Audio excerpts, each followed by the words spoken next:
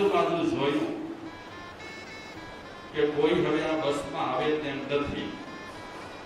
હવે બસ સીધી જશે એનો જે શું કહેવાય બેફામાં જશે. પણ નવાઈની વાત કે અત્યારે તો ન ડ્રાઈવર હતા બસમાં, ન કંડક્ટર હતા. હું એકલો હતો, બસમાંથી નીચે ઉતરતો હતો. પાકીટ પર નજર પડી. ખબર નહીં મને શું થયું, પાકીટ મેં ઉપાડી. એ લેડીઝ પર્સ ઉપાડ્યા પછી બસમાંથી નીચે ઉતરી અને હું ઊભો રહ્યો અને બસ તો ચાલી ગઈ બેફામાં. મારા મને થોડી વાર આ પર્સ ખુલ્લી લઈને ઊભો રહો. કદાચ કોઈ જોશે અને કોઈકની હશે એવા આવશે એટલે આપી દઈશ. ડોક્ટર સાહેબ લગભગ 2-3 કલાક ઊભો રહ્યો. આ પર્સનો કોઈ ધણી થયો નહીં. એટલે આ પર્સ લઈ અને હું મારા ઘરે આવ્યો. વચ્ચે વાત કરી ચોથા ભાઈએ કે લઈ તો લીધી જોઈ નહીં. ઘરે આવી ગયો અને ઘરવાળીને મેં વાત કરી કે આવી રીતે લેડીઝ પર્સ મળી છે, મને શું કરું? ત્યાં 2-3 કલાક ઉભો રહ્યો. કોઈ પર્સનો ધણી નથી થયો. તો મારી ઘરવાળીએ ડોક્ટર સાહેબ મારી સામે ઝઘડો કર્યો કે ન ધણિયાની આ વસ્તુઓ ઉપાડવાની તમને જરૂર શું હતી? શું કામ લઈ આવ્યા ઘરે? મારી ઘરવાળી મારી સામે ઝઘડો કરવા લાગી. વાત તો હવે આગળ વધશે હો.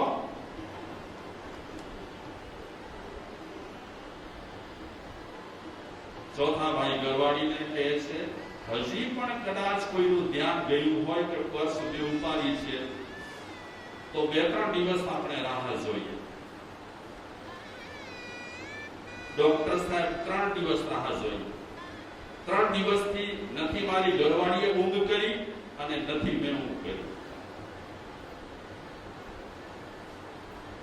પ્રમાણિકતાથી પરમપદ મળે હવે મને સમજાય છે. પ્રમાણિકતાથી પરમપદ મળે અને આ લોકોને મળ્યું છે પ્રમાણિકતાથી પરમપદ. ક્યારેક માફ કરજો, ક્યારેક મને વિચાર આવે ખરા કે મેં કેટલી માળા ઘડી, મેં કેટલા સ્વાધ્યાય કર્યા, મેં કેટલા અનુષ્ઠાન કર્યા. આ કર્યા પછી પણ મારામાં કઈ ફેરફાર થયા કે ન થયા?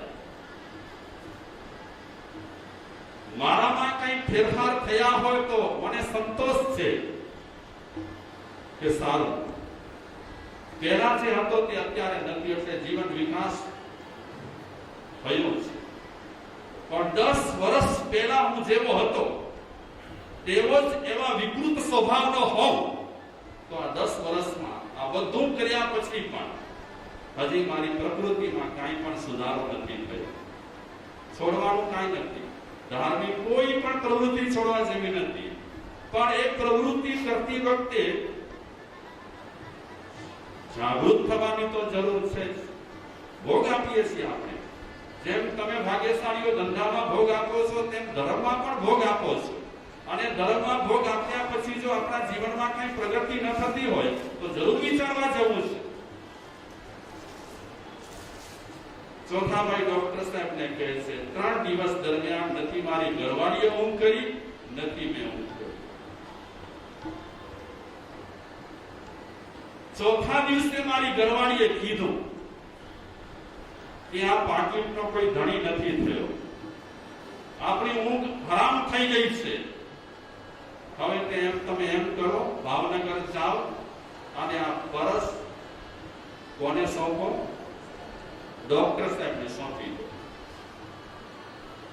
એટલે આ ચોથા ભાઈને કાંઈ પણ મૂંઝવણ થાય તો ડોક્ટર કેન્દ્રમાં હતા.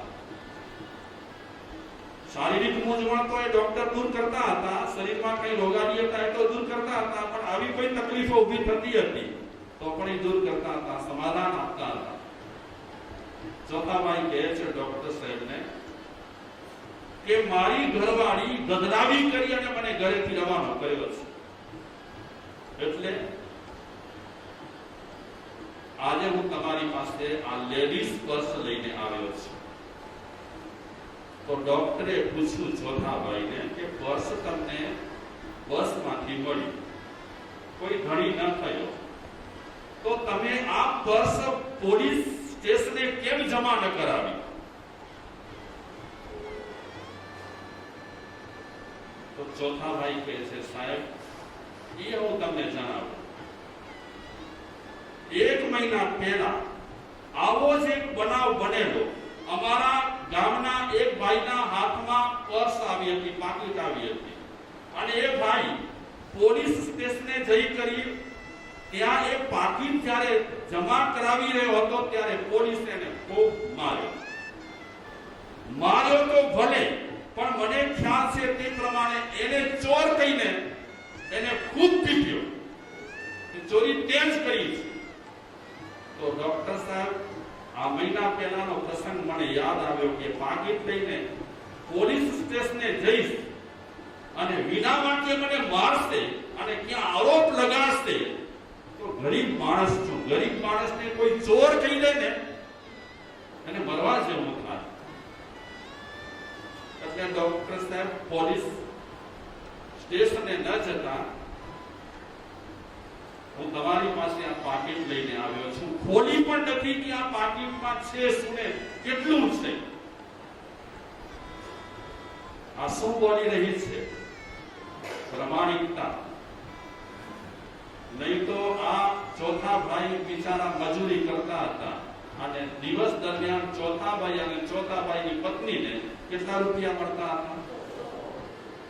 100 રૂપિયા. જમવા માટે, ભોજન માટે ખેંચ પડતી હતી, કારણ કે 5 મેમ્બર હતા એના ઘરમાં.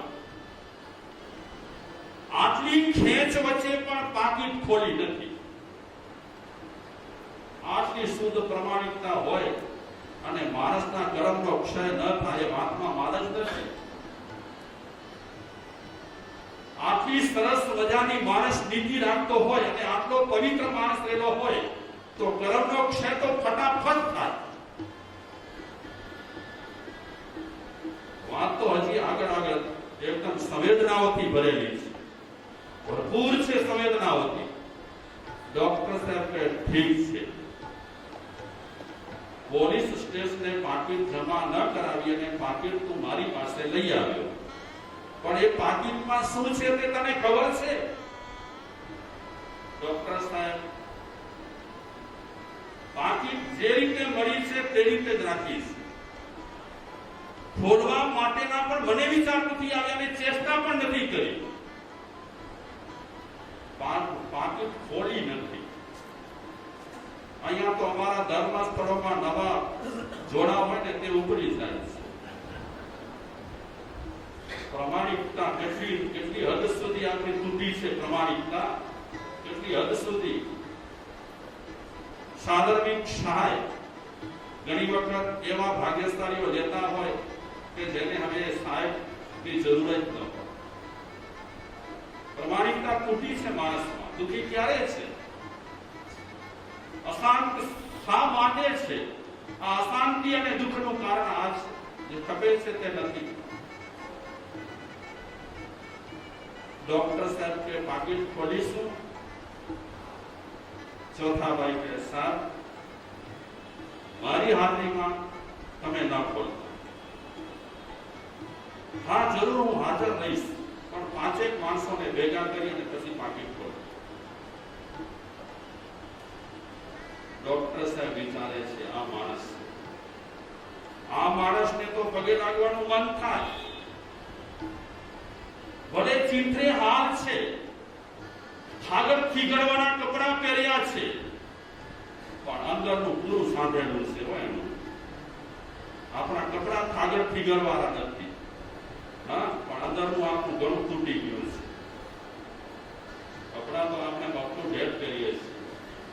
મારા જવાને શરમ આવે.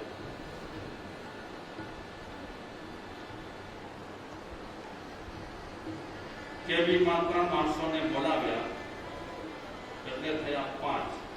ચોથા ભાઈ કે હજી એકાદ બે ને બોલાવો બહારના એટલે હોસ્પિટલમાં છે તે સિવાયના 2 માણસોને બોલાવે ડોક્ટર સાહેબ. આટલા માણસોની વચ્ચે પાકીટ ખોલે છે અને પૈસા નીકળ્યા પાકીટમાંથી. કરોડો ન હતા, લાખો ન હતા, એ પાકીટમાંથી 3600 રૂપિયા નીકળ્યા.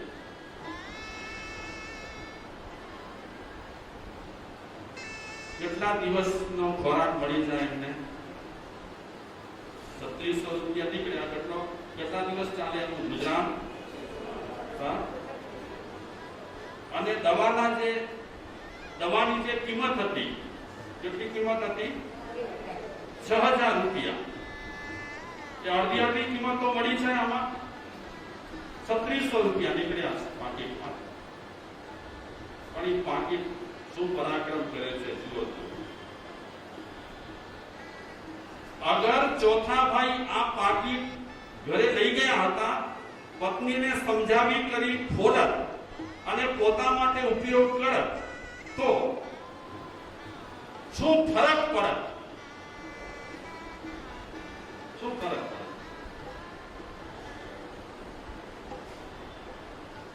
આપણે અડધો કલાક મોડું ભોજન કરીએ કે અડધો કલાક પહેલું ભોજન કરીએ, આ ગૌતમ પ્રસાદીનું શું ફરક પડે? કાંઈ તો ફરક પડતું હશે ને. હું જલ્દી ખાઈ લઉં,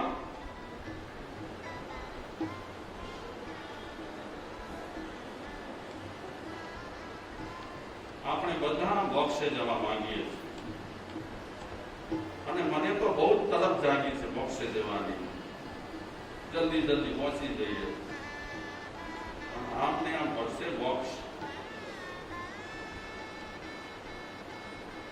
પ્રમાણિકતાનો જ્યાં દુષ્કાળ હોય, પ્રમાણિકતાનો આ પાયાનું ભૂલ છે. પ્રતિક્રમણ કરી અને પ્રમાણિકતા ન હોય તો એ પ્રતિક્રમણ પણ ઘણી વખત આપણને જે રીતે કર્મ નુકસાન કરાવી શકે તે રીતે ન કરે.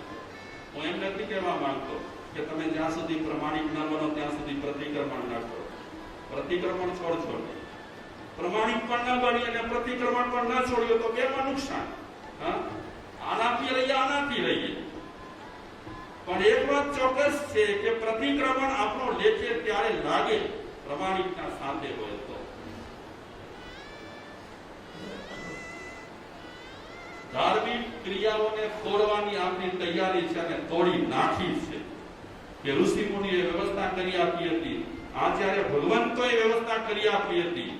એમાં આપણે આપણી બુદ્ધિ લડાવી કરીને ક્રિયા કાંડોમાં પણ આપણે ફેરફાર કર્યા.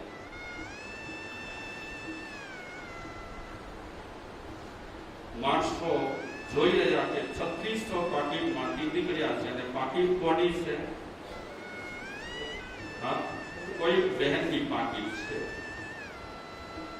ડોક્ટર સાહેબ ચોથા ભાઈ લઈ ગયે છે કે પાકીટનો કોઈ ધણી થયો નથી, તમને પૈસાની જરૂર છે, તો અમે આટલા માણસો વચ્ચે 3600 રૂપિયા આપીએ છીએ. ચોથા ભાઈ કહે છે આ પૈસા છે ને કોઈ મા બહેનના છે. મા બહેનના પૈસા મારાથી લેવા? મારા પર રામ રૂઠે. ડોક્ટર સાહેબ, એક તો રામ રૂઠેલા છે અને એમાં મા બહેનના પૈસા હું વાપરું મારા ઘરમાં? મારી મા મને ન પોગે. નથી જોઈતા ડોક્ટર સાહેબ પૈસા મને. ડોક્ટર સાહેબ શું કરતા હતા હું કહીને? કારણ કે આવા માણસોની પરીક્ષા કરવાનું મોટા માણસોને બહુ વિચાર, કારણ કે એ પોતાની જાતને બહુ સારી માનતા હોય ને. પણ એ ડોક્ટર સાહેબ પોતે સારા હતા. અત્યારે પણ જે મદદ કરી રહ્યા છે દવાની, એમાં બીજાના સહકાર મળ્યા છે.